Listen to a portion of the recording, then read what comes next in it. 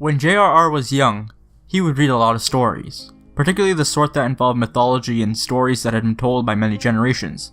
He would read the Edda, a compilation of stories and poems based on Norse literature, Celtic folk tales and fables, and the Bible to name a few.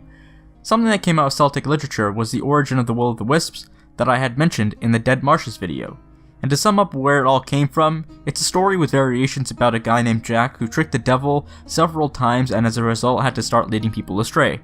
And obviously for those of you who know the story already, it might sound out of context because of how much I summarized it. But that's because we aren't here to talk about that. We're here to discuss the Norse influences on Tolkien's writing.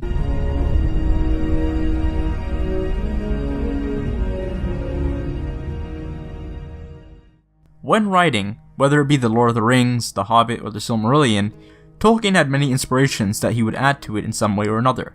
It seems pretty obvious, but one of his larger influences was Norse mythology. The first thing that anyone would notice when comparing these two are the settings. One of the 9 realms, Midgard, meaning Middle World, is of course where Tolkien drew his inspiration from to create Middle-earth, a continent on Arda that homes elves, men, and dwarves, just like in Midgard. Except Middle-earth isn't the only home for these races, and these races also share it with hobbits and other creatures. Also in Middle-earth, there's a forest called Mirkwood, which also exists in Norse mythology, and means border wood. But instead of it being spelt with an I, it's spelt with a Y. Another place that is influenced was Valinor, also known as the Undying Lands, which can be equated to Asgard as it is a place that is meant to be peaceful and full of joy. It is also like Elfheim as it is the home of the elves. Aside from places, the similar languages in speech and writing, and runes, the characters seem to also have been inspired by it too. First and foremost, the Dwarves are almost exactly the same in both fictitious worlds. Tolkien's dwarves are great miners and craftsmen, just like in Norse mythology, but what's different is that the elves are also great craftsmen too, and are the ones who forge the rings. Interestingly, Gandalf was a name adopted from one of the dwarves and then was given to a character resembling Odin, the king of Asgard, in personality and appearance. There was also several other familiar names like Bombur, Nori, Dori, Ori, Fili, Kili, Thrain, Thror, Thorin, and even Durin. Then there's Yggdrasil, the Tree of Life, which is meant to connect all 9 realms. Tolkien had a lot of trees in his works, whether it be the Gondorian sigil, Niggel's painting, Ents, or most importantly, the 2 trees of Valinor. Although trees are most often used in literature and are influenced by the 3 Abrahamic faiths, this may have also been something that contributed to it. And if you look at some of the interpretive works, it really does bear a strong resemblance. Now, this is the last thing I want to talk about, and here's where things get more interesting.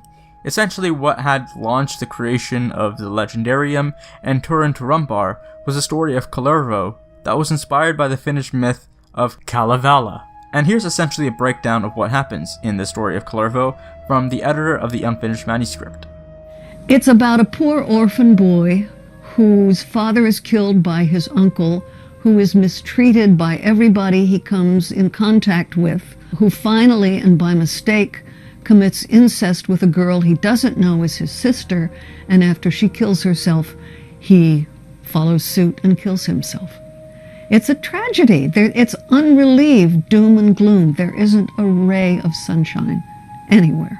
So that's basically what happens in a nutshell, and Tolkien had decided to create Turin Turambar and his tragic ending from this. Thank you so much for watching. If you enjoyed this video, please leave a like, comment down below your thoughts, remember to subscribe and light the beacons if you haven't already, and until our next meeting, I bid you farewell.